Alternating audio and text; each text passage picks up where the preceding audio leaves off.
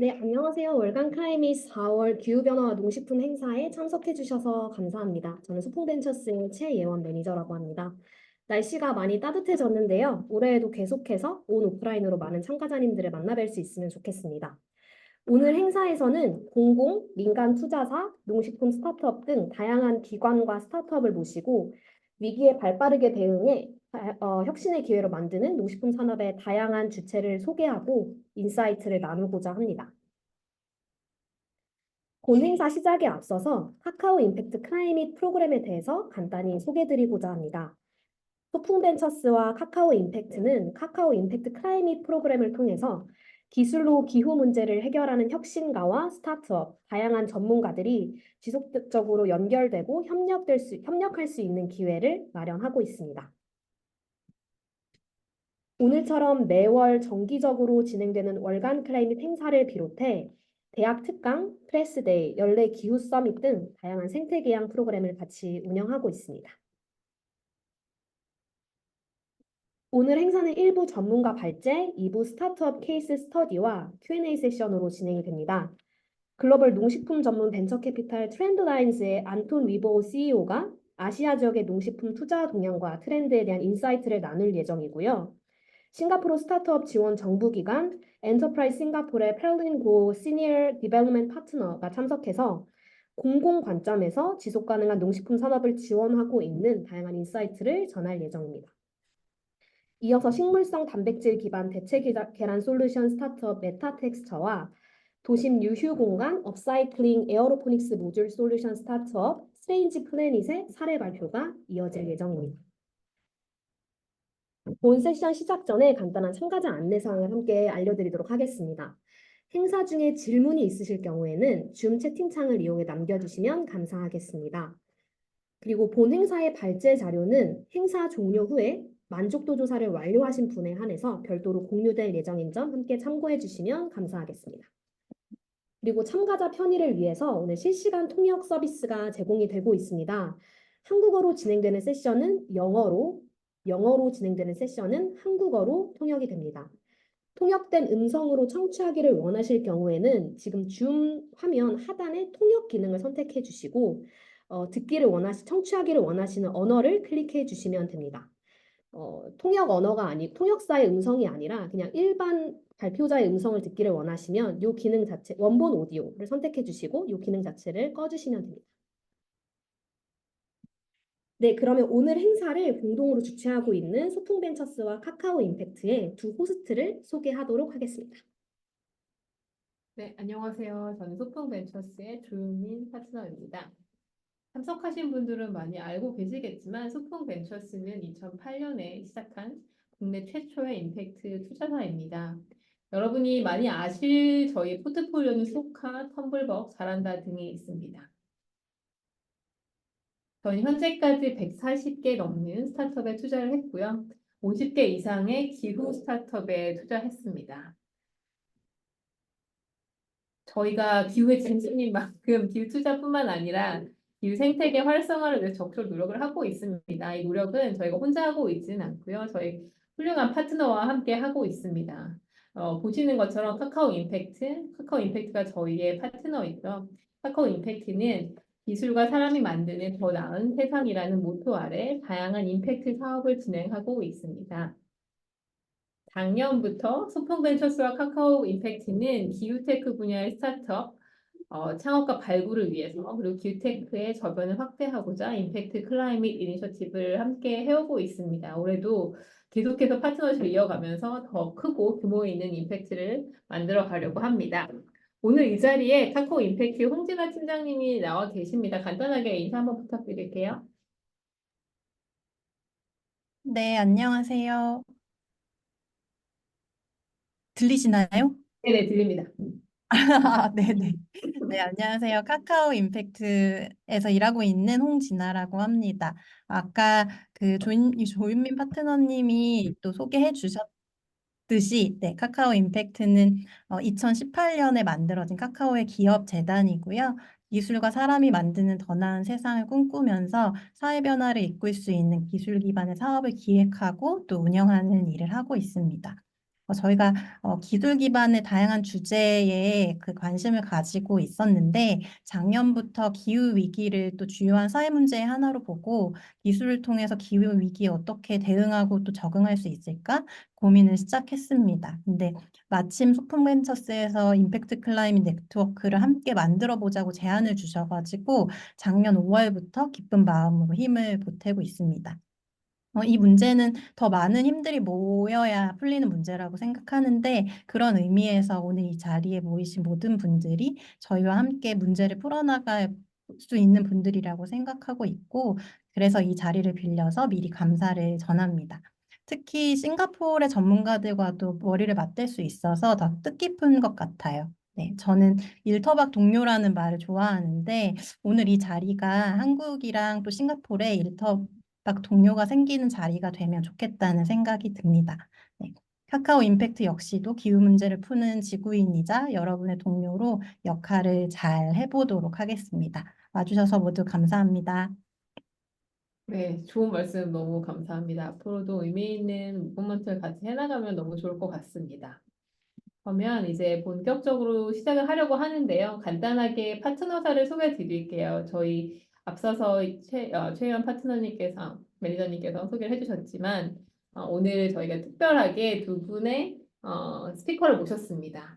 두 분 다 엄청나게 중요한 싱가포르 에코시스템에서 참여를 해주셨어요. 엔터프라이즈 싱가포르는 아까 말씀 주신 대로 정부기관입니다. 스타트업을 지원하고 있는 정부기관이고, 싱가포르 자체가 동남아의 스타트업 허브라고 할 정도로 엄청나게 많은 노력을 하고 계세요. 특히나 농식품 분야의 혁신을 엄청 열심히 이끌어가고 있는 국가라고 볼 수 있고 그 국가에서 농식품 투자를 주관하시는 저희 시니어 매니저님께서 오늘 조인해 주셔서 많은 이야기를 나눠주실 생각입니다.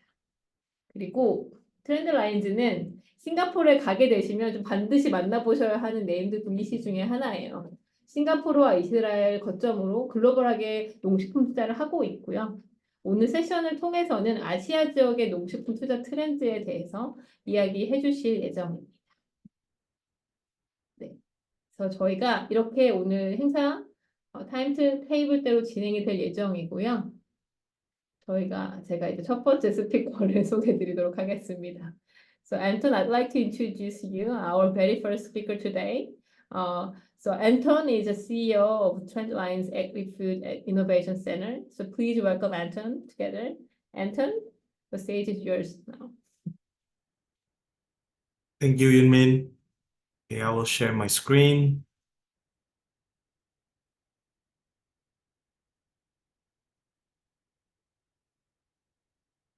Let me know if you can see it in full screen.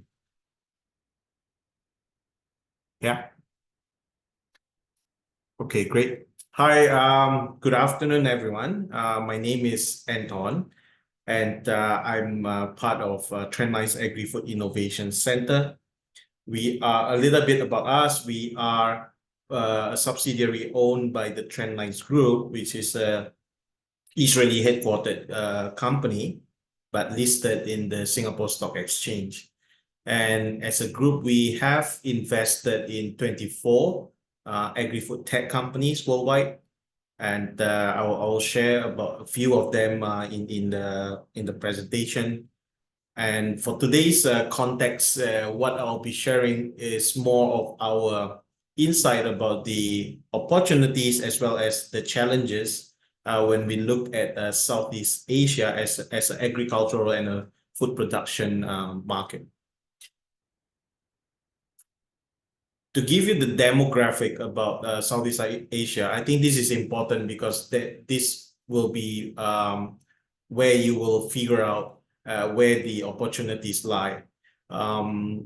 Firstly, unlike other parts of the world, we know that agri and food production and climate change is very strongly correlated, right? In fact, the numbers is that about 25 to 30% of the global emission comes from our food production system. But Southeast Asia is unique because in Southeast Asia, 50% of the emission is coming from the food production system. And there are a few factors that contribute to that. But this is an important numbers, because then you will see that there's a lot of room for technologies, for startups, for companies to try and solve this problem. The biggest part of the contributor to the carbon emission in Southeast Asia comes in the upstream, or what we mean by the upstream are the operations in the farms itself before harvesting and then bringing the produce or the products to the consumers. So the logistical part and the delivery, the last mile delivery, is not as crucial in Southeast Asia, but in the farming, whether the farmers are using the right method of farming, are they using the right type of fertilizers, pesticides? These are contributing to the majority of the emission, right? And another very important aspect is that in Southeast Asia, more than 80% of the food producers or the farmers that are producing the crops and the livestock are smallholder farmers. What do we mean by smallholder farmers? So smallholder farmers are defined as farmers that have less than 2 hectares of land for farming, or if we are talking about livestock, let's say cattle, they have less than 10 cattle, right? So it's very fragmented, and because of that, there is a very big challenge in implementing any solution or technology to the farmers. And it doesn't help that if you look at the last 2 years, I think globally we see a sharp decline in the investment in the agri-food tech sector. But if you look deeper into the numbers, most of the money, let's say during 2021, when we have 53 billion US dollars being invested into agri-food, the bulk of that actually goes into, you know, the e-commerce, the food delivery, and not so much into the upstream or midstream of the value chain of agri-food.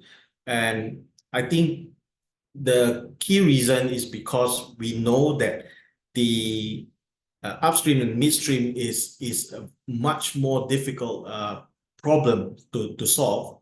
And also, I think there is a perception that there is not much profit or value that can be achieved by the startups or the companies that try to solve these problems.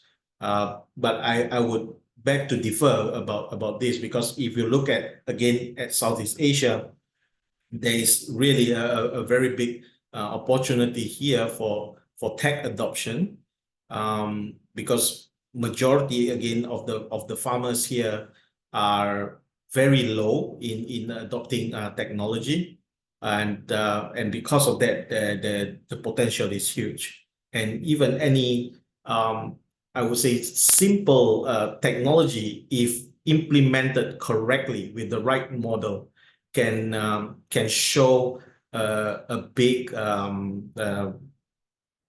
uplift in the not just in the livelihood of the farmers, but in the productivity and in the profitability of the farmers. So today I want to share about 3 pillars that we see are very promising for Southeast Asia. If you are looking to innovate a technology, or your investors looking to look at investing in this market, I think these are the 3 segments or domains that you will need to focus on. The first one is on digitalization. So here I put it as improving the efficiency of the production, and the fastest and easiest way to adopt or to scale up is by using digital tools. And if you look at the majority of the countries in Southeast Asia, the big agricultural economies like Indonesia, Thailand, Vietnam, Philippines, every government has already laid out a roadmap to digitalize the industry, right? But it's important to note that when they lay out the plan, the roadmap for digitalization, it can be as simple as, okay, every farmer needs to have maybe a smartphone, and then they will be able to download some application that can help them, to be better farmer. As simple as that, all the way to, how you use data analytics from the satellites to make sure that you can make the right farming decision. I will give you some examples later. The second pillar is on biotechnology. We believe that in order to solve the problems that come with the inputs in agriculture, like fertilizer, seeds, pesticides, the herbicides, the chemicals, right? Biotechnology has a big potential to replace or to complement these products, because the production of fertilizers, the production of the chemicals contribute a lot to the global emission as well. And this is one aspect that we can solve with technologies. And then the third one is on novel food, or sometimes we call it alternative foods, but I prefer the term novel foods or novel processes of producing food. If you look at the value chain of the agriculture, right? You have again the upstream. We are talking about inputs, equipment, and then the midstream maybe about farming processes, and then how you store your produce, how you package them, and all the way to, of course, to the consumers and post-consumption, how you valorize or you recycle the waste that is produced in consumption. But I think for Southeast Asia, I would look at the first three boxes. These are the upstream and midstream, and this is where, again, you can figure out or try to innovate technologies that are able to solve problems in these three boxes.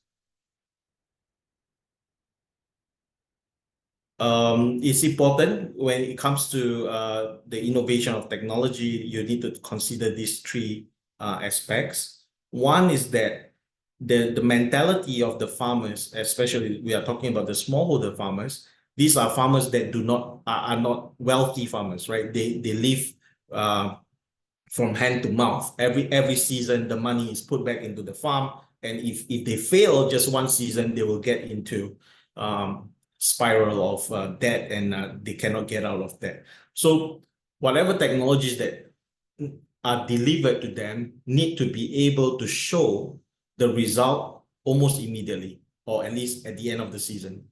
Okay, so there's no point in telling them that, oh, in 5 years' time you will be growing to this, and this. But you need to talk about, okay, in 6 months' times you will get 10% more income, or you will save 5% of your operating costs. And they need to hear that, right? The second, in terms of infrastructure in Southeast Asia, I think it's still very early. So there is no real platform that you can use to deliver to the mass scale of farmers. Very often, you maybe have to go from village to village, like, okay, 1,000 farmers in this village that listen to the village chief, and then the village chief will be the one that tell them, okay, you need to use this, do this and that, and they become your salesperson or your champion for your products in that market. So the use of the technology has to be very simple and very seamless, right? You cannot expect them to get a new tool or change their behavior of farming overnight. Okay, yeah. So that's the consideration when it comes to digital tools. So we have one example. We invested in Aggregate, and what Aggregate does is to connect rice farmers smallholder farmers to formal lender or like banks or microfinancing companies.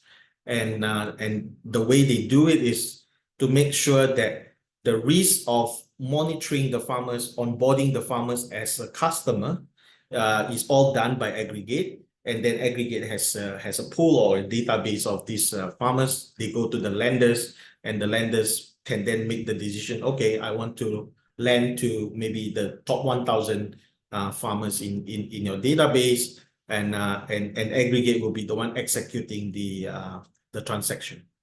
Yeah. So well, it's a little bit like fintech actually, but it's a fintech that is applied for farmers and in agriculture. When it comes to biotechnology, the areas of opportunities I mentioned earlier, where there's developing new varieties of seeds that are more maybe using less water, are more resistant to natural pests, or are able to produce with less resources. These are again areas of genetic engineering and something that I think has a lot of room for improvement, as well as coming up with bioproducts like biofertilizer, biopesticides, and even for animal health, right? We know that in the animal industries, there's excessive use of antibiotics, and we have one portfolio company called PeptoBiotics. So what they do is that they develop peptide or short protein to replace antibiotics in aquaculture, in shrimp, and also can be used in poultry and in swine or in pork, pig farming.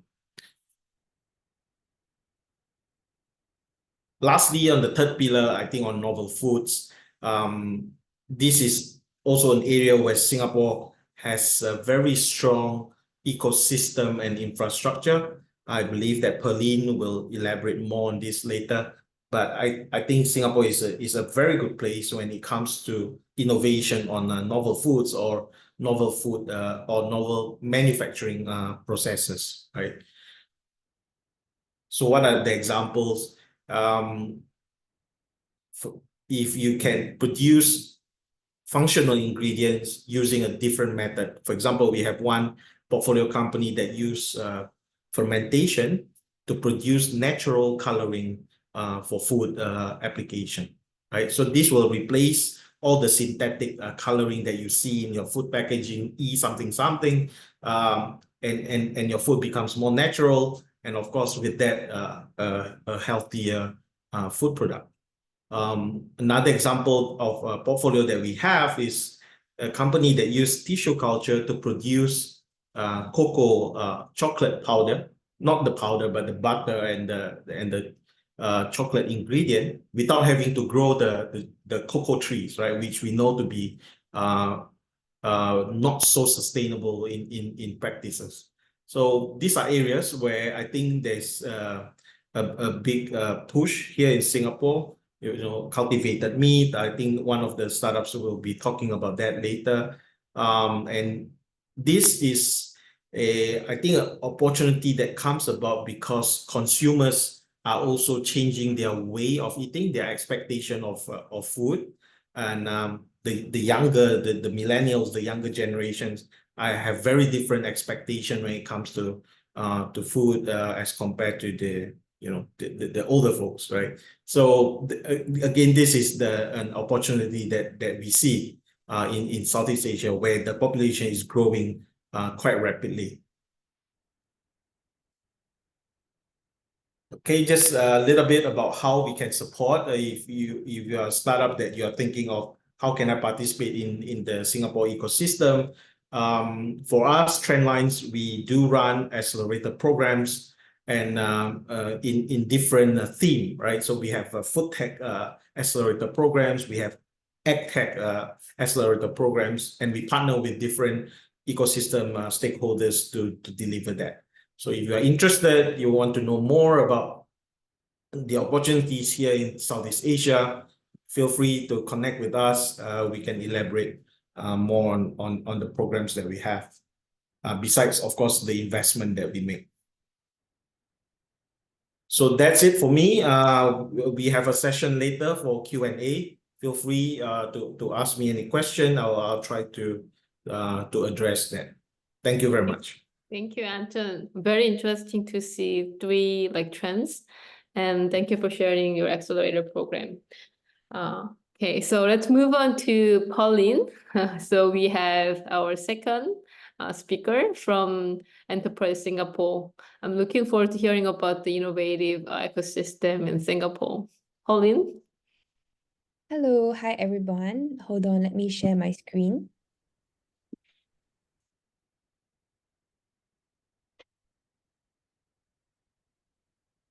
Okay. Can everyone see my screen? Yes, well. Okay, hi everyone. I'm Pauline from Enterprise Singapore. Enterprise Singapore's agri-tech team to be more exact.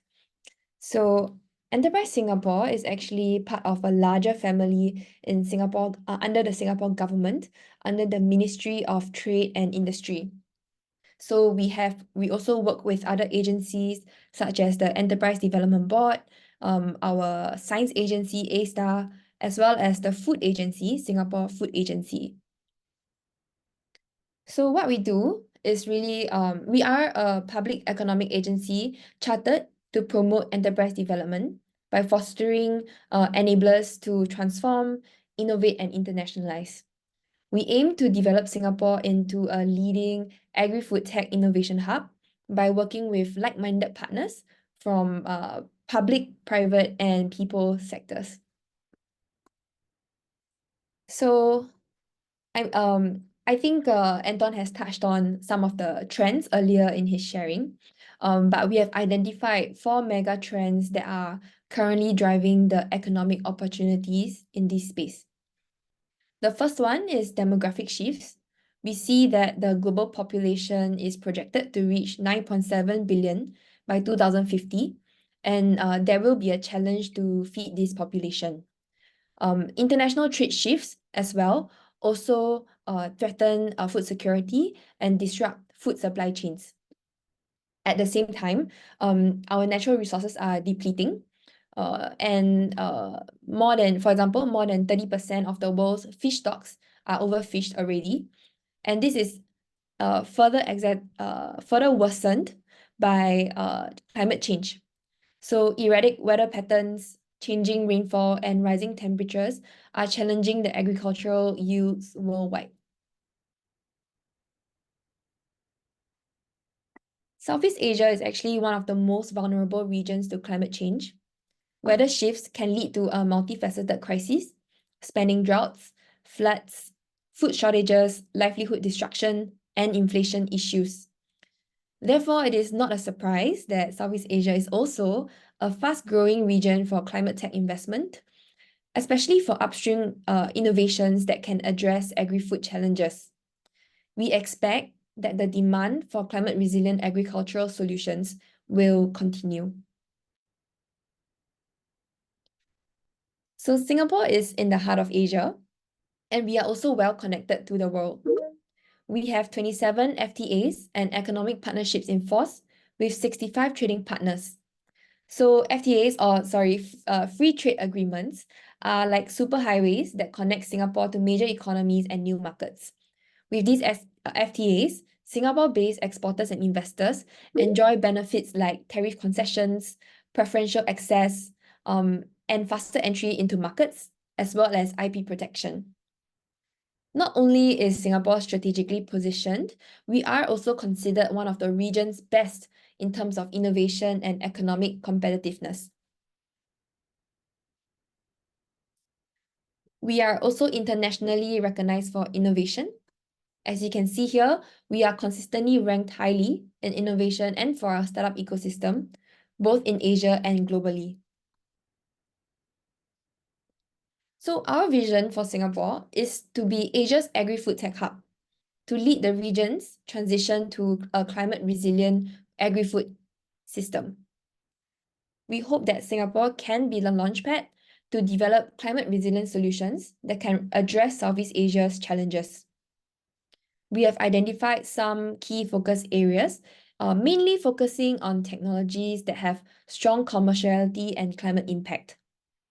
So these areas are, for example, in the bio-based additives like in animal and plant health and nutrition, precision agriculture, including CEA or controlled environment agriculture, digital solutions and diagnostics, as well as platforms and enablers, in particular to the carbon accreditation and financing space, as well as agri-food carbon solutions, such as carbon capture solutions and side stream valorization technologies. So our growing agri-food tech ecosystem is supported by talent, financiers, and tech players across the value chain. Although our sector is nascent, we have already tripled the number of Singapore-based agri-food tech startups since 2018. So this ecosystem includes players across the value chain, from farming inputs to the farming, cultivation, and harvesting process, to post-production and other services, all the way to end retail customers. We also have a portfolio of local companies and large MNCs operating across the value chain. In terms of R&D, Singapore is the largest R&D ecosystem in the region based on the number of research institutes. The ecosystem is supported by a pool of financiers and sector-focused accelerators, and we are focused on grooming upstream and deep tech agri-tech startups. So we are looking to enhance our key capabilities as a regional test bedding hub for climate resilient solutions for the region. Strong test bedding infrastructure and capabilities will help to strengthen the chances of success for the commercialization of new solutions. And so we have partnered with our institutes of higher learning to set up centers of innovation, such as the Urban Agriculture Center of Innovation and the Aquaculture Innovation Center. This is to encourage agri-tech companies to tap on relevant expertise to develop novel and new products. So startups based in Singapore are tapping on our accessibility to regional markets to test bed solutions. I think Anton has mentioned Aggregate as well. So Aggregate is a Singapore startup, and they are conducting product development and pilot programs in Indonesia, Thailand, Myanmar, and Vietnam to trial remote sensing in farms and reward sustainable farming practices. Another Singapore startup, Forte Biotech, is enhancing farm productivity and profitability by using affordable and rapid disease diagnostic kits for shrimp farmers in Vietnam. Yeah, but beyond regional access, we also believe that an established innovation ecosystem is critical to attract global giants, and our established trading and logistic network do provide a foundation for companies looking to establish a base and connect with consumers in the Southeast Asia region. So we are very committed to enhancing the test bedding environment in Singapore, and we continue to welcome partners interested in creating and deploying new sustainable solutions for the region. We also, we also seek to accelerate the creation and commercialization of disruptive technologies through demand-led innovation. So innovation efforts are for sustainable solutions are only meaningful when they are embraced by end users, like your corporates and your consumers. That is why we focus on demand-led innovation by facilitating collaboration between problem statement holders and solution providers to co-create new solutions. We have platforms like the Open Innovation Challenge, like the Singapore Sustainability Open Innovation Challenges. We also work with platforms like the Singapore Agri-Food Innovation Lab. They support large MNCs and agri-commodity players by collating problem statements and connecting them to cutting-edge R&D solutions with their network of innovative startups and academia. So again, we would like to encourage global demand drivers to tap onto our platforms to source for solutions into Southeast Asia. We also encourage solutions providers in the region to continue using Singapore as a way to access this global pool of corporates. We also work to strengthen our ties and collaborate with our global partners to catalyze knowledge building and talent exchange. We currently have 37 overseas centers and 21 Global Innovation Alliance locations. We also partner with other countries for joint innovation projects via our co-innovation programs.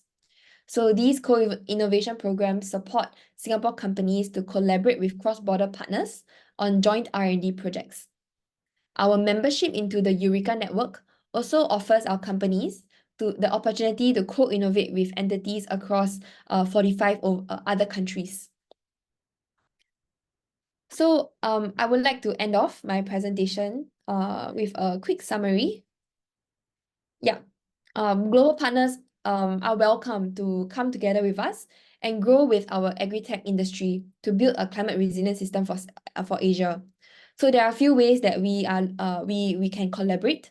Firstly, we can investors, corporates, startups can leverage on our active venture funding landscape, or can partner with our high potential startups, farms, and solution providers. We also would like to be the test bedding hub for new solutions and take part in joint R&D projects. And we hope that new startups can partner with partners like Trendlines and benefit from their mentorship and networks into the ecosystem and fast track their commercialization. And with that, yeah, I conclude my sharing. Thank you. Thanks, Pauline. Yeah, really glad to hear about how Singapore supports the startup ecosystem. So I believe we have more questions later. And now we're gonna move on to our second part of session. We have two startups talking about the real solutions in agri-food.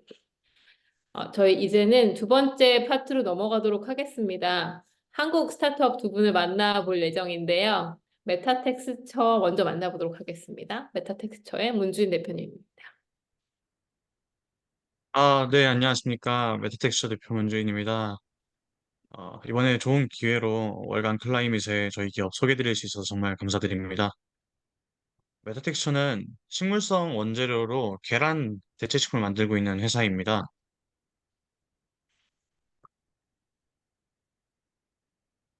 메타텍스처는 일반 계란과 정말 유사한 식물성 계란을 개발하는 회사입니다. 이러한 계란을 만드는 핵심 기술은 첫 번째로 단백질 원료를 선정하고 추출하는 작업이고, 두 번째로는 단백질을 유화하고 가열하는 작업입니다.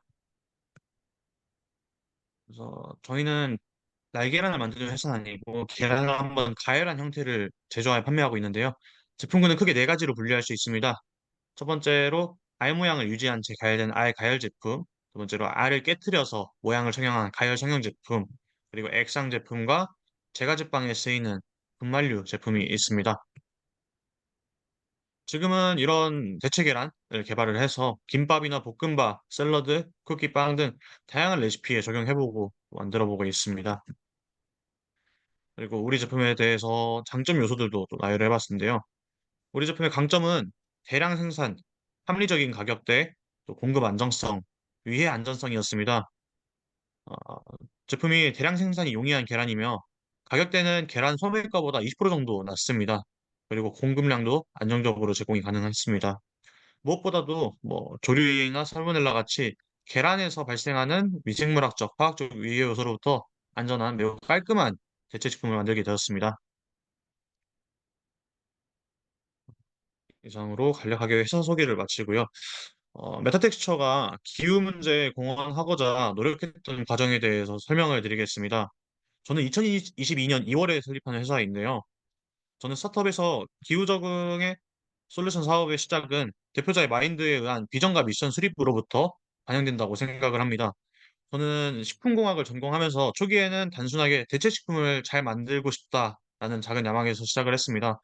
다만 사업을 하면서 2030년까지는 우리 서비스가 기후변화에 영향을 미치고 또 영향을 받는 축산업을 보조할 수 있는 서비스가 선행되어야겠다라고 생각을 했고, 보다 근본적으로 우리 사업의 비전과 미션을 잘 설정하기 위해서 그럼 사람들은 왜 축산업으로 인한 축산물을 먹느냐에 집중을 하였습니다. 그랬을 때는 바로 다음과 세 가지를 분류를 했는데요. 단백질 보충, 영양 공급, 맛과 식감을 즐기기 위함이라고 결론을 내렸습니다. 그러면 이런 요인들이 대체식품으로 충족이 된다면은 비로소 축산물을 보조할 수 있는 길이 되겠다라는 생각으로 이 세 가지를 저희의 비전으로 수립하였습니다. 추가적으로 우리는 100% 식물성 식품을 생산함으로써 탄소 배출량을 줄이고 생산 효율성도 높이겠다는 자체적인 미션을 추가적으로 부여를 하였습니다. 이 두 가지 미션과 비전이 중첩되면서 결과적으로 이러한 활동은 동물성 단백질을 대체할 수 있는 단백질 원천을 발견하는 행위가 될 것이며 기후위기 아래에서 예측할 수 없는 날씨 조건과 또 불안정한 식량 공급이 직면하고 있다 하더라도 앞으로 이러한 제품군들은 한정된 공간 또 악조건에서도 생산할 수 있는 고품질의 단백질 식품이 될 거라는 미래 또한 설계할 수 있었습니다. 그래서 이런 과정을 통해서 저는 사업과 비전 그리고 미션이 고민하고 또 정리가 되어야 곧 기후 적용 솔루션에 기여하는 발판이 된다고 말씀을 드리고 싶었습니다. 다음으로는 환경 영향을 측정하기 위한 저희의 노력을 설명드리겠습니다. 저는 1년 전에 이 임팩트 수치를 측정하는 작업이 너무 막막해서 임팩트 컨설팅 업체에 상담을 맡기기도 하였습니다. 현재 저는 식물성 대체 계란을 OEM 생산을 하고 있습니다.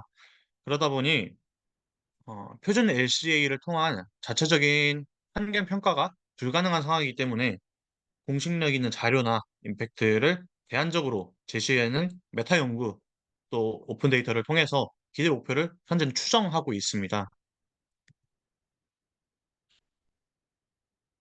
LCA 관련 오픈 데이터와 선행 연구의 알고리즘을 활용해서 제품의 환경 영향을 추정해보고 또 저희가 목표하는 대체 대상인 계란과도 비교해 볼 수 있었습니다. 이번 자료의 경우에는 헤스티아라는 사이트의 오픈 자료를 활용했습니다. 사실 이런 것들을 추정해보기 전까지는 저희가 탄소 배출량이나 땅 사용량, 토양 산성화 등 모든 측면에서 우월할 것이다 라는 추측하에 사실 사업을 하기도 있었는데요. 이런 추정을 통해서 우리는 더욱더 우리의 환경영향 지표를 관리하고 절감할 수 있는 요인을 발굴하고 개선해 나가고 있습니다.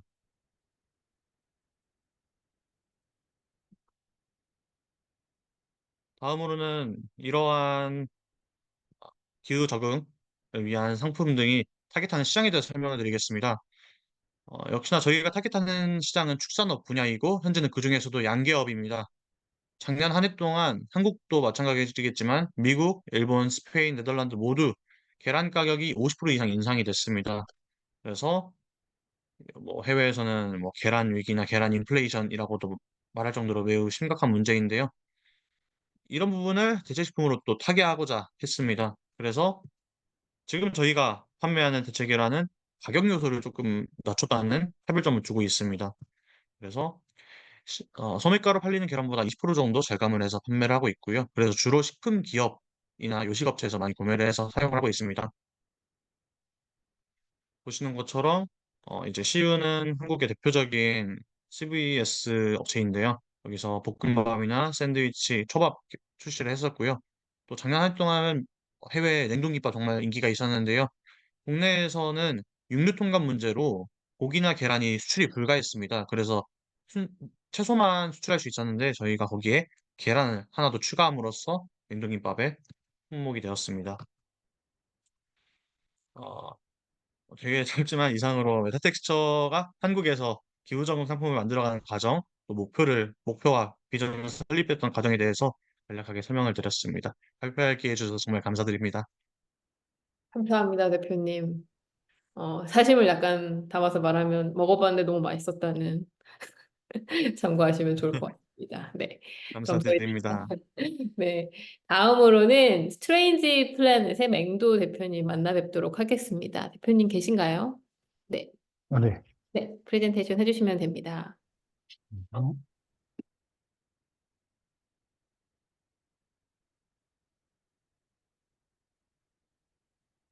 네, 화면 잘 보이실까요? 네. 잘 보입니다. 네. 아이고. 네, 안녕하세요. 저는 도시농업 플랫폼 마이크로가든을 만들고 있는 스트레인지 플래닛 대표 뱅도입니다. 예, 저희는 We Grow Everywhere for Everyone이라는 캐치프레이즈를 가지고 사업을 만들어가고 있습니다. 예, 마이크로가든은 도심 내 공간과 인프라를 활용해 도시형 인도팜을 구축하고 이를 활용한 소비자 중심의 도시농업 플랫폼 서비스입니다.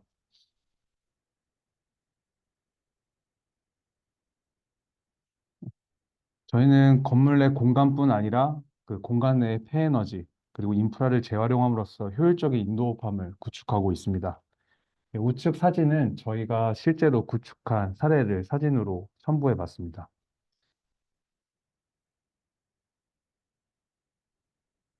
네. 저희는 도심에서 생산 공간이 파편화되어 있다 보니 이를 효율적으로 관리할 수 있어야 했는데요. 제가 통신사에서 엔지니어로 근무할 때 서울 권역 기축 약 1만 개 정도를 혼자서 원격 운영 최적화를 한 경험을 바탕으로 중앙 클라우드 서버와 IoT를 활용해 원격 관리를 통해서 효율적으로 생산과 판매를 하고 푸드 마일리지를 최소화하여 가장 신선한 가치를 전달할 수 있게 했습니다. 저희 디바이스에 대해서 간략하게 소개해 드리도록 하겠습니다. 저희가 개발한 디바이스는 레고의 아이디어에 착안해서 개발하게 되었는데요. 다양한 공간의 설치를 위해 모든 설비와 파츠들을 모듈화해서 조립과 분해, 재사용이 가능하도록 했습니다. 그리고 생산량에 맞춰서 모듈을 애드온해서 생산량을 조절할 수도 있고요. 15분이면 한 개 생산 모듈을 조립할 수 있습니다. 그리고 이 모듈 기술과 결합해 에어로포닉스 기반의 생산 기술을 결합해서 저희가 활용하고 있는데요. 이는 금건부의 양분을 더욱 원활하게 공급할 수 있을 뿐만 아니라 모듈이 추가되더라도 저희 압력 제어 시스템을 통해서 압력 손실을 최소화하고 모든 모듈의 양분을 골고루 공급할 수 있게 개발하게 되었습니다. 저희는 이런 부분을 통해서 식물의 고유의 파이토케미컬 성분도 컨트롤할 수 있는 부분도 연구를 하고 있습니다. 이런 모듈 시스템을 통해서 좀 더 다양하게 지금 연구를 또 해보고 있는 것들이 있는데요.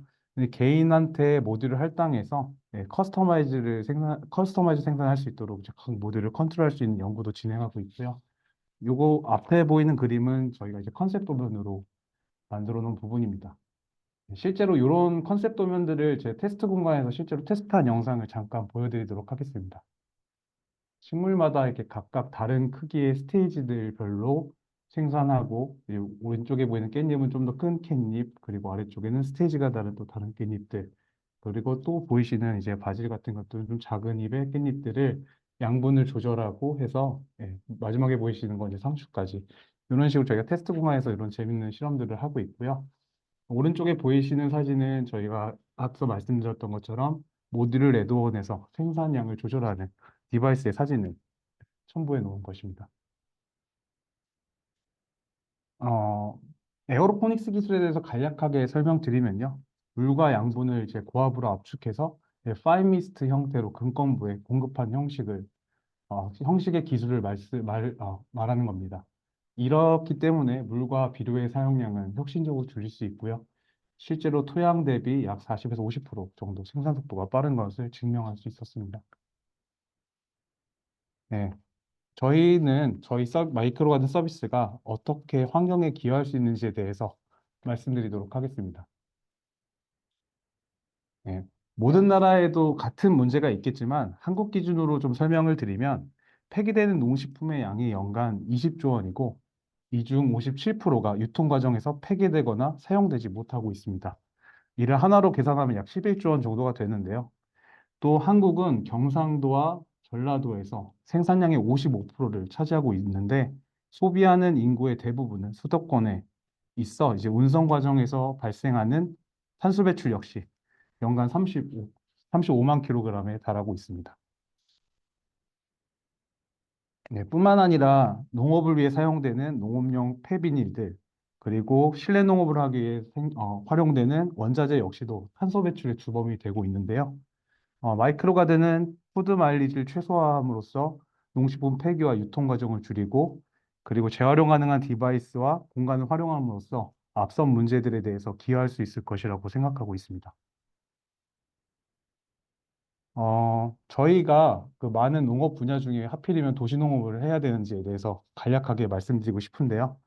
저희가 도시농업을 하는 이유는 이 기후변화뿐 아니라 한국 사회의 농업의 구조와 그리고 사회적 구조적인 문제를 좀 해결하기 위해서 도시농업을 선택한 이유도 있습니다. 우리나라는 인구 감소로 인해서 약 3천여 개의 동면읍 중에 69%가 쇠퇴 중에 있습니다. 이제 국토부에 따르면 향후 5년 안에는 70%가 넘어갈 것으로 예상하고 있는데요. 팬데믹 이후에 이제 부동산 경기 침체와 온라인 시장 등으로 이동해서 이 현상들이 가속화되고 있고, 이에 따라서 활용되지 못하는 건물과 공간들이 늘어나고 있습니다. 그리고 국내는 매년 수요와 공급의 불균형하여서 가격 폭등과 공급 불가능 현상들을 매년 겪고 있는데요. 저희는 이 부분이 단순히 계절 변화와 기후 변화의 문제뿐 아니라 생산자 중심의 농업 구조가 문제라고 생각하고 있습니다. 그리고 지속적인 농업 인구와 경작지 감소, 유통 프로세스, 기후 변화를 통해서 이 현상들은 더욱 심해질 것이라고 생각하고 있습니다. 그래서 우리는 소비량이 많은 수도권 중심으로 인프라를 구축하고 소비자 중심의 생산 솔루션으로 앞선 문제들을 해결하고자 도시농업을 하게 되었습니다. 물론 국내에서도 이런 문제들을 해결하고자 인도팜 시장이 매년 15%씩 성장하고 있는데요. 해외 역시도 26년에는 44조 원의 시장을 형성할 것으로 기대되고 있습니다. 예. 저희는 해외 시장 중에 인도 시장을 조금 더 매력적으로 눈여겨보고 있는데요. 인도는 연간 평균 GDP 성장률이 5에서 8%씩 성장한 나라일 뿐만 아니라 이 때문에 중산층이 33%에 육박하고 있습니다. 그에 따른 소비의 고급화도 진행 중이고, 이에 따라서 신선식품, 농식품 시장은 29년 약 360조 원의 시장이 형성될 것으로 예상하고 있습니다. 예. 그리고 지금도 이런 주 소비처들은 호텔과 레스토랑의 70%를 차지하고 있는데요. 마이크로가드는 이런 미활용 공간들을 활용해서 솔루션을 제공하고 소비자와 생산자의 거리를 획기적으로 줄여서 좋은 퀄리티의 상품을 사용할 수 있도록 할 해외 진출 전략을 가지고 있습니다. 하지만 이런 매력적인 인도 시장도 기후변화에 대해서는 자유롭지 못한데요. 인도는 몬순이라는 우리나라로 치면 장마라는 기간에 의존적인 농업을 하는데, 최근 기후변화로 인해 이런 몬순의 평균 강수량의 변화가 발생하고 있고, 이를 통해서 자연재해나 다른 여러 가지 문제들이 계속적으로 발생하고 있습니다. 이는 곧 인도 농업의 지속적인 생산과 문제와도 직결되고 있습니다. 네. 또 세계적으로 당연히 이런 문제들을 해결하기 위해서 인도에서도 온실구축으로 인한 탄소 배출이 지속적으로 증가하고 있는데요.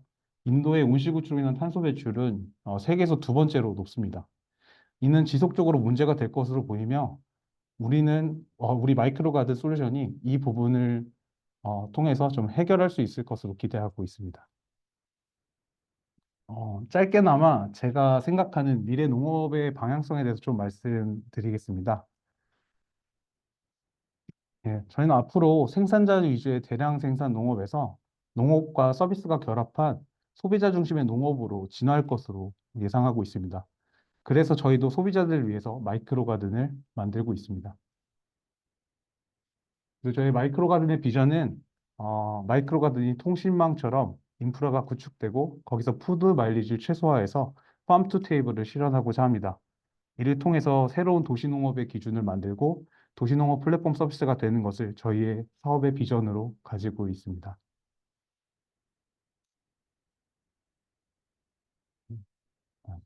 시간 내서 발표 들어주셔서 감사합니다. 스탠지 플랜이셨습니다. 네, 감사합니다. 멋진 미래 예측까지 같이 해주셔서 너무 감사하고요. 저희 이제 Q&A 세션으로 넘어갈게요.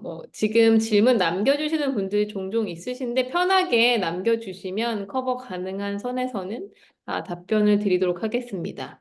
대신 질문을 어디에 해주셨는지, 어떤 분에게 하셨는지 적어주시면 감사할 것 같습니다. 저희가 해외에서 오신 스피커 두 분이 있어서 영어와 한국어를 제가 적당히 잘 섞어서 한번 해보겠습니다. Anton, Pauline, so we're gonna start our Q&A session.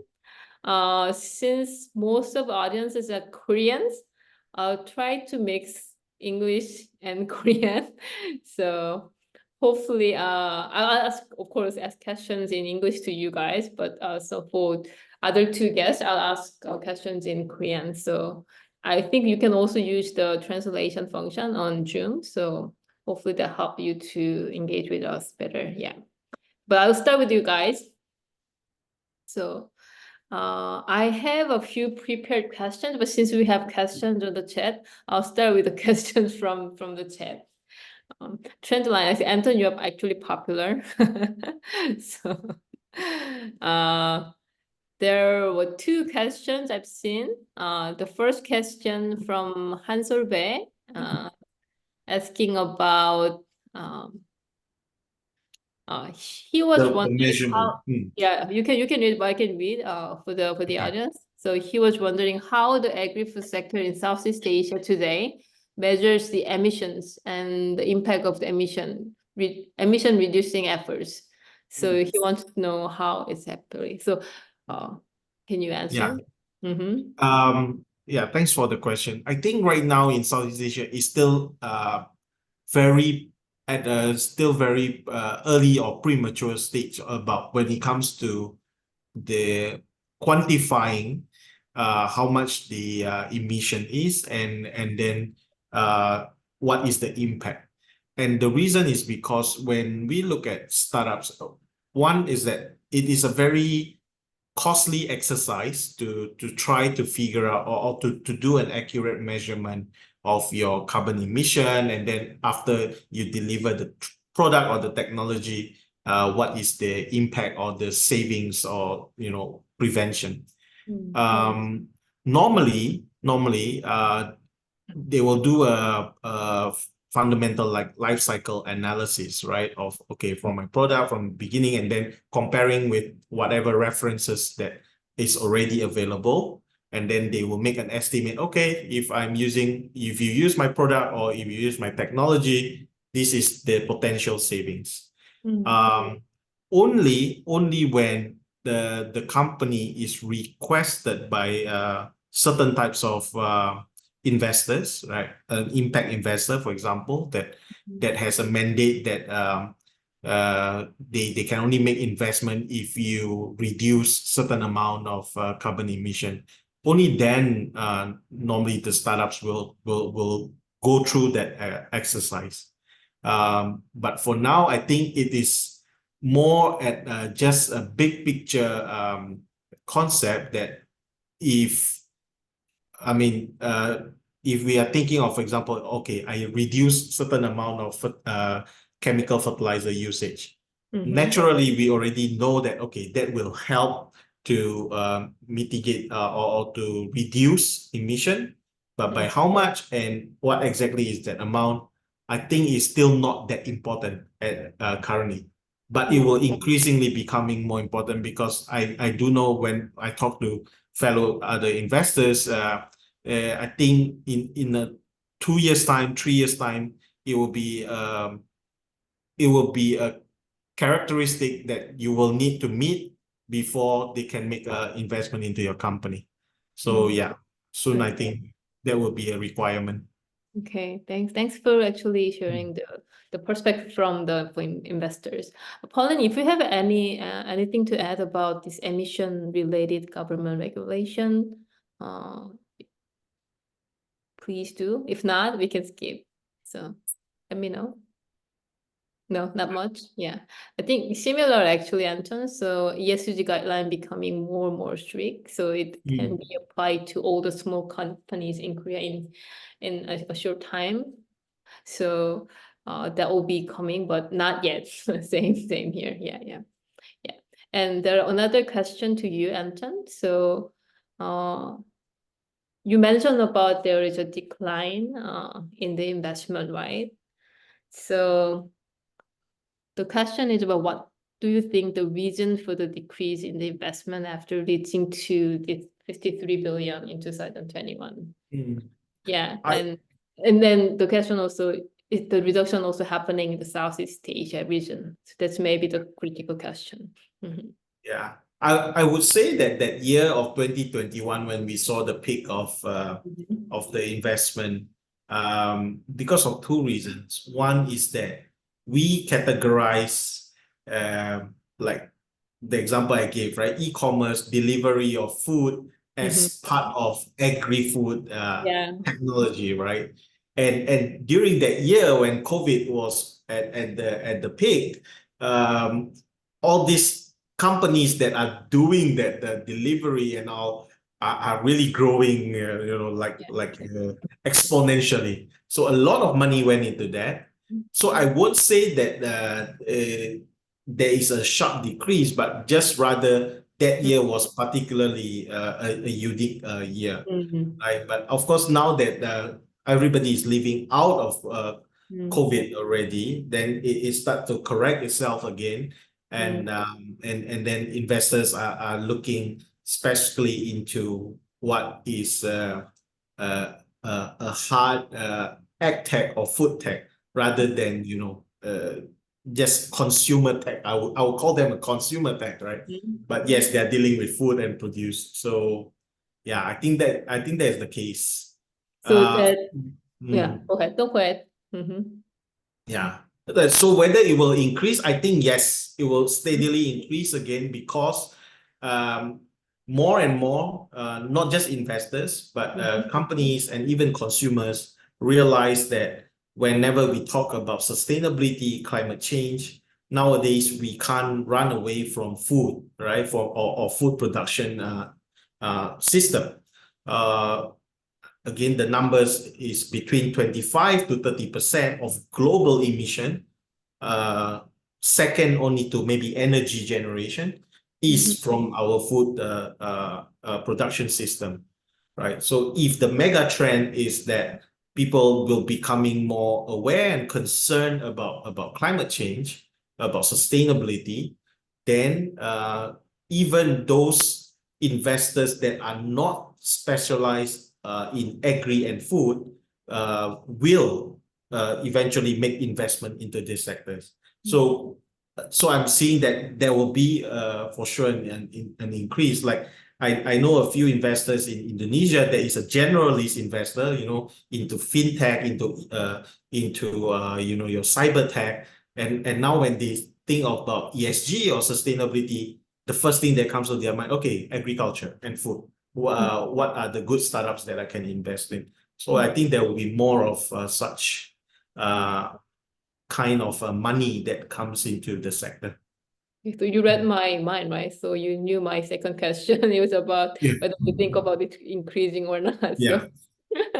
So you answered my question, but just to clarify, so he was also asking about the decline happened in Southeast Asia as well as the global trend. So I assume it's yes, right? So you saw the same trend in Southeast Asia. It's the same. I think it's the same trend globally, not just in Southeast Asia for that particular for the agri and food sector. For that time of the period, like where COVID happened and everybody deliver food. And then, Yes. Yeah, I mean, if you look at that 50-something billion investment, I think easily we are talking about 5 billion into a Chinese company that's doing the last mile delivery, 2 billion in the US, so it is a very lopsided number actually. Sure. And then next question is for both you and Pauline. So since you answered many, so I'll ask Pauline Lady. first, to answer the question. So it's more about what are the technologies that are promising and needed in the Southeast Asia. So agri-tech industry ranges really like wide spectrum, like from vertical farming, alternative proteins, synthetic fertilizers, and so on. So what do you think more important in Southeast Asia in terms of technologies, or you can share some specific sectors more promising? Yeah. Okay, maybe I can just share my thoughts and later Anton can add on. I think for Southeast Asia, from the perspective of Singapore, of course, Singapore is not really an agricultural nation. So this is really a third person's perspective on the problem statements that we see in the region.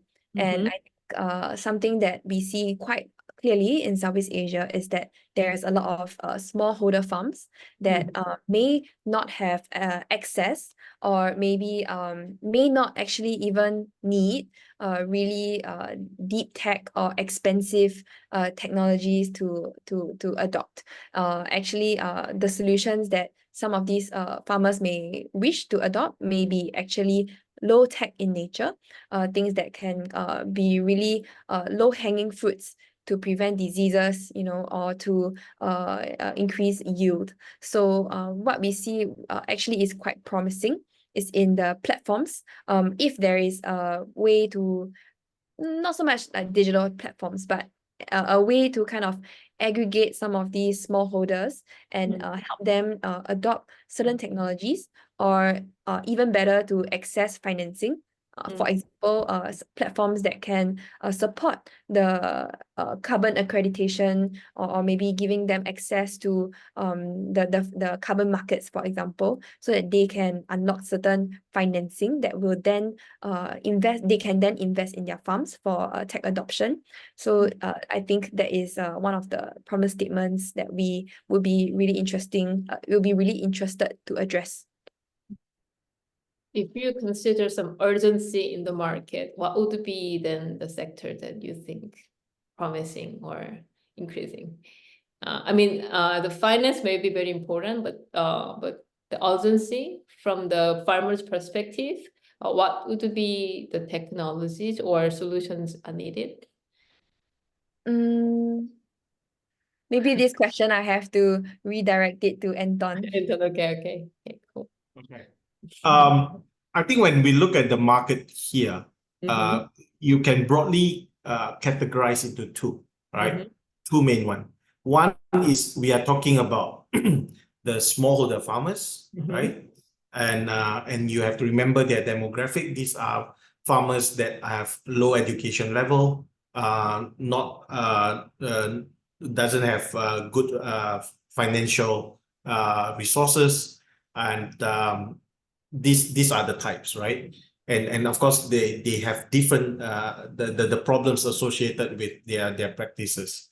Just now Pauline mentioned. For that group, I would say the most urgent one right now is actually access to finances. Okay. Because if they have to worry about their livelihood every single season, there is no way you can ask them to, try to think long term, try to adopt this technology to, save the planet, make it more sustainable. They don't even care, right? They say, I might not even survive my family might not even survive the season. So how they can get formal financing, how they can get a good financial management for their farming is very important. The second category, I think we are looking at the problem of a more well-to-do group of people. And these are the urban population, right? So in Southeast Asia, we have a few, I would say, mega cities, because the population can be 10 million people in one city, right? Maybe like Seoul. But in Indonesia, for example, Jakarta, Bandung, these are big cities. Then in Bangkok, so in these major cities, the solutions like vertical farming, for example, the alternative to egg, because these are more population and consumers that are more middle income and above, and they start thinking, okay, what kind of food that I want that's maybe not just sustainable, healthier for me. I don't want to contribute to emission, blah, blah, blah. They have the capability to spend and to make different purchase decisions as compared to the other group, right? So in this kind of market, it becomes relevant if you are, for example, you are able to have a technology that grow. I know in Korea, you have a few good startups that can grow strawberries, right? In an indoor settings. And this is something that would be relevant even for market like Singapore and then those major cities. And of course the novel foods, healthier foods become more, I won't say it's urgent, but it is relevant, and there is a market that you can capture with these products and technologies. Yeah. Thank you. Before we moving on to two founders, I have one question, Pauline, just to you. One of my prepared questions. So I know Singapore is really well known to really attract great talents to Singapore to really uplift and then also really accelerate the innovation in the city. So, but in Korea in general, like the talents are not really into maybe food and agri or climate tech because there are other opportunities like maybe robotics or AI. So I'm just curious, what can we do? Like you can maybe share some examples how Singapore is doing to attract more talents in the ecosystem to make more great startups. So if we can share some examples or learnings from the Singapore government, that will be very helpful for us. Actually, I'm glad you asked that question. Thanks for that. We do have a pretty small population in Singapore, and I think earlier in the presentation, I mentioned that our agri-food sector is still pretty small compared to the rest of our sectors. I think what we are lucky, or what we do have, is that we have adjacent sectors that have really strong talent pipeline. So for example, in the let's say we're talking about precision agriculture and the talent that is needed for data, robotics, AI, we do have a strong talent pipeline for that sector because of our pre-existing focus on the digital economy. Similarly, when we talk about bio-based additives, we also have pretty strong biotech capabilities because of our focus on biomedical field. So we do see some of these. For example, we get our institutes of higher learning, our universities. They have a pipeline of such talent, and we see that this pool of students or this pool of talent can quickly pivot to where the opportunity is. And if the opportunity is in the agri-food space, then they can quickly pivot as well. That being said, it is not enough, I guess, to solely rely on the technologies here. Actually, we also try to have partnerships and talent exchanges with other countries. So I think previously we had we worked with Wageningen University in Netherlands. We facilitated kind of like a talent exchange program, trying to get them to be interested, do some kind of cross-sharing and job facilitation between the two universities from the Netherlands and in the Singapore market. So that is something that we are also keen on having more of, to have some kind of talent exchange programs with different regions. Okay, thank you for sharing. So now I'm moving to Korean session, like asking questions to founders. So both of you maybe turn on the translation function. 메타텍스처 대표님께 먼저 여쭤보도록 하겠습니다. 아마 읽으셨을 것 같긴 하지만 제가 읽어드리면 식물성 식품이 기존 식품과 맛이 비슷하다는 뉴스를 봤습니다. 하지만 댓글에서는 맛 차이가 심해서 안 먹는다는 의견을 자주 봤는데 이에 대해서 어떻게 생각하시나요? 결국에 맛이 있어야 소비자들이 먹을 것 같다는 의견입니다. 네. 맛에 대해서 얘기 주시면 될 것 같아요. 네. 네, 알겠습니다. 식품 산업에서 맛은 필수 요소라고 생각을 합니다. 어느 회사를 가든 맛이 있어야 된다고 하고요. 이제 메타 텍스처가 회사 이름이 텍스처가 붙은 이유도 사실 맛 그리고 식감을 유사하게 제공하겠다는 이념이 녹아있는 이름입니다. 그 정도로 1순위가 저희도 맛이고요. 대체식품 스타트업을 하면서 어려운 점 그리고 목표하는 점은 제로에서 시작해서 품질이 계란과 동일하게 가야 된다. 100%까지 가야 한다는 챌린지가 있습니다. 그리고 몇몇 기업에서는 100%가 동일할 수도 없을 것 같다는 의견 때문에 대체식품만의 고유한 가치를 추가적으로 내세워서 소비를 지향해야 한다고 말하기도 합니다. 그런 관점에서 메타텍스처 또한 최종 식품 소비자에게 여러 가지 장점이 있습니다. 뭐 영양 성분도 칼로리가 낮다, 지방 함량이 낮다는 장점도 있고 가격도 절감할 수 있다는 큰 메리트도 있습니다. 다만 메타텍스처가 어느 정도 현재 현상에서 맛 수치를 자연스럽게 유사하게 맞추고 있고 현재 삶은 계란 같은 경우에는 식감 수치도 90% 정도 유사하게끔 나오고 있습니다. 그럼에도 아마 이제 질문하시는 것처럼 좀 부정적인 의견도 있을 수도 있습니다. 그랬을 때 메타텍스처가 타개하는 부분은 또 지향하는 부분은 조화 그리고 자연스러움입니다. 저희는 음. 계란을 또 개발하고 있는 회사인데요. 계란은 단품으로 먹기도 하지만 음식 속의 식재료로 먹기도 합니다. 그렇기 때문에 음식으로 먹었을 때 자연스럽게 먹는 것이 저희가 목표하는 지점이고요. 그래서 우리가 출시하는 제품도 모두 음식을 먹었을 때 자연스럽습니다. 이거 사진 혹시 공유 살짝 한번 해도 되나요, 이거? 공유 기능이 되면 공유하셔도 될 것 같아요. 됐어요? 알겠습니다. 사실 활성화. 아까 좀 시간이 되면은 네. 제품 같은 것도 좀 소개를 드리고 싶었거든요. 그래서 음. 우리가 개발하는 제품군들이 사실은 다 음식에 넣었을 때 자연스러운 음. 모습입니다. 그래서 삶은 계란도 그렇고 뭐 이런 계란 지단 같은 경우도 그렇고 초밥으로 먹었을 때 자연스럽게 맛있고 김밥에 들어갔을 때 식재료로서 잘 어우러지고 그런 부분이 현재로서 매력이라고 생각을 하고요. 뭐 네네. 이런 건조 블럭 라면에 들어갔을 때도 맛있고요. 무엇보다도 지금 하고 있는 게 이제 제과제빵류인데요. 계란 대신에 저희 걸 넣었을 때도 모양이 유사하고 비슷하게 나옵니다. 그런 부분들이 조금씩 소비자를 설득하고 어, 저희가 더 많은 B2B 기업에게 판매하는 이유가 음. 자연스럽게 소비자에게 섭취하게끔 하려고 하는 겁니다. 이렇게 원재료로 들어감으로써. 그렇게 네네. 되면은 시간이 흐를수록 이런 질문들이 조금 더 긍정적으로 저희에게 올 것이라고 전망하고 있습니다.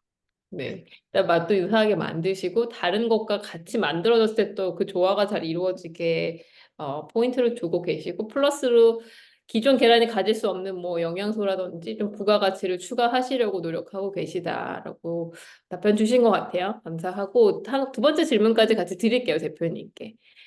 네네. LCA까지 보신 게 인상적이었는데요. 그래서 동물성 제품에 비해 결과가 어땠는지, 예측과 달랐다면 어떤 점이 달랐는지 궁금하다고 질문을 주셨습니다. 알겠습니다. 어, 이것도 화면 공유를 드리겠습니다.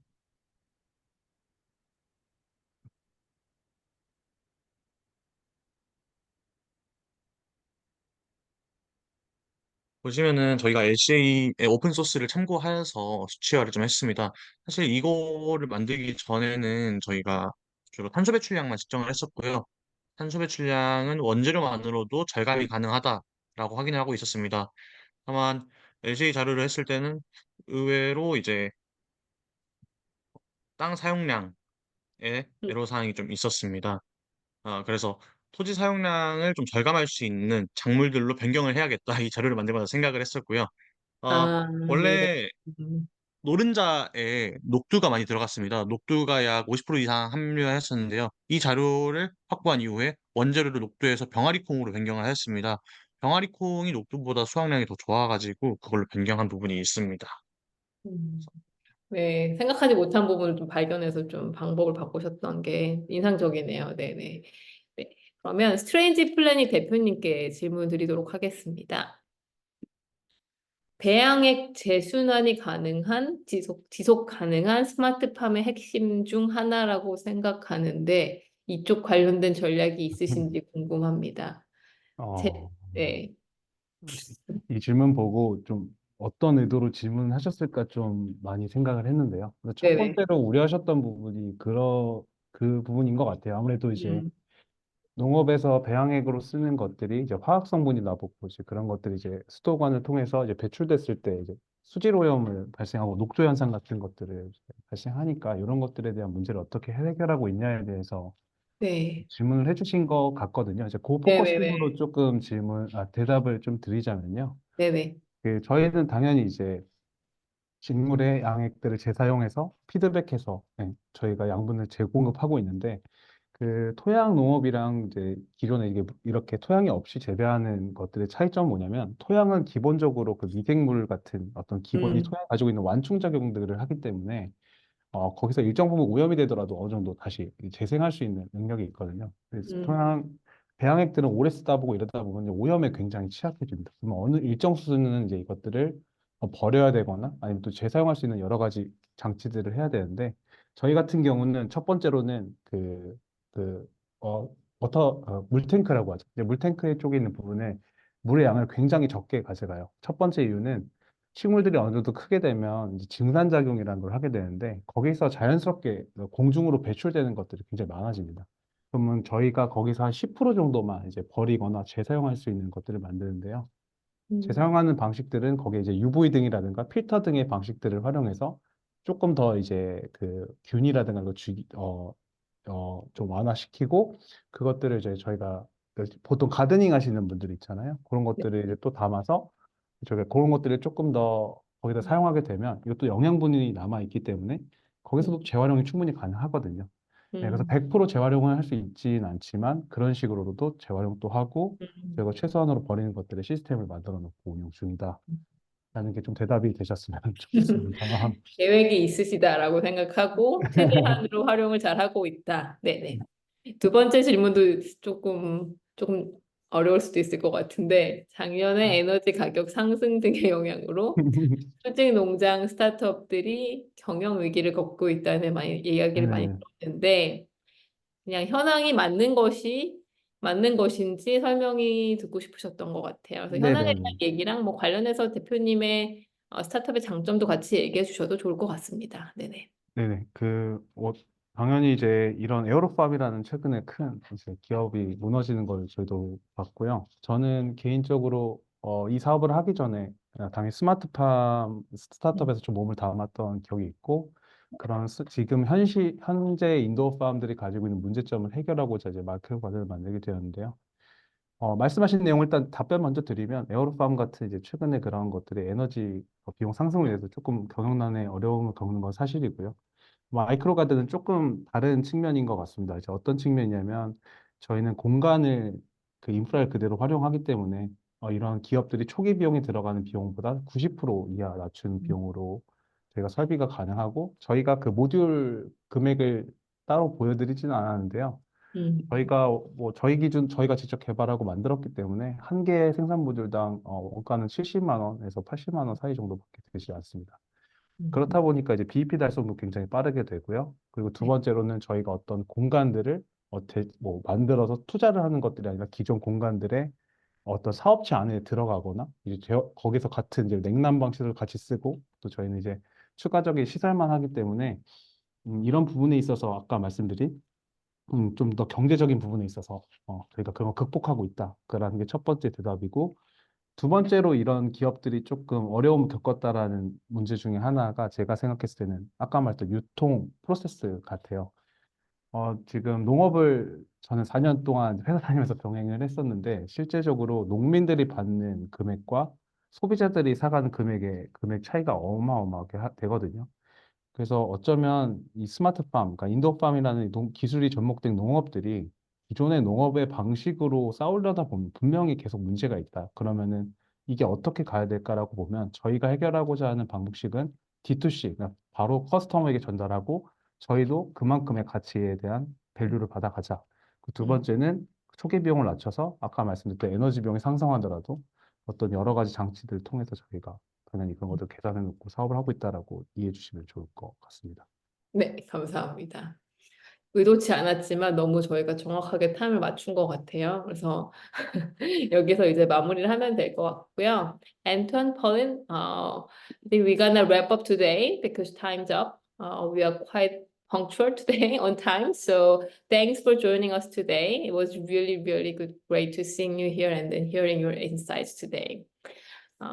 여기서 마무리하도록 하고 오늘 참가해주신 많은 참석자분들도 감사드리고 대표님 두 분도 발표해주셔서 너무 감사합니다. 네, 샤인에게 넘기도록 할게요.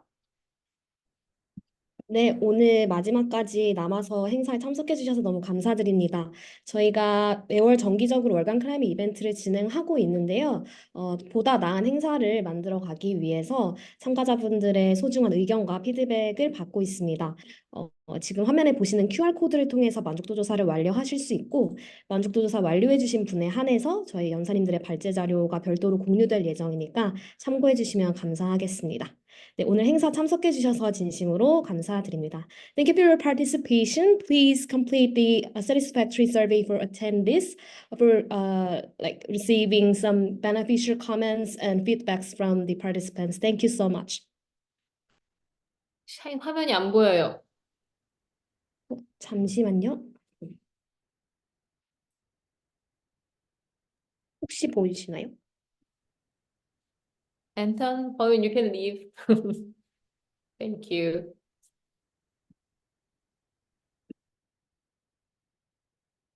네, 보입니다, 샤인. 많이 해주세요. 감사합니다. 감사합니다.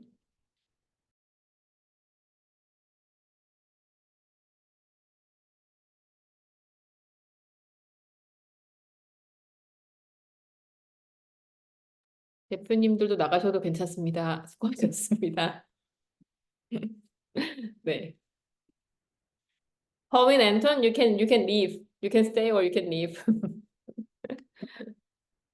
Thank you. Bye bye. Bye bye.